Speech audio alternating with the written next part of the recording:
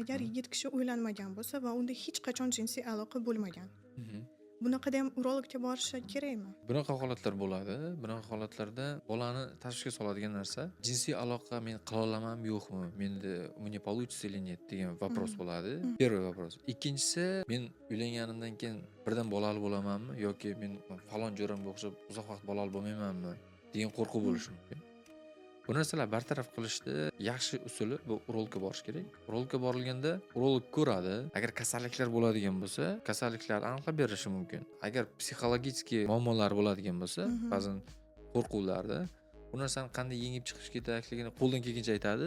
Ba'zi holatlarda psixoterapevtlarga ham jo'natish mumkin. Bu odamdan bola bo'ladimi yoki bo'lmaydigini bilish uchun ko'pincha urug' topshiriladi, spermogramma. Mhm.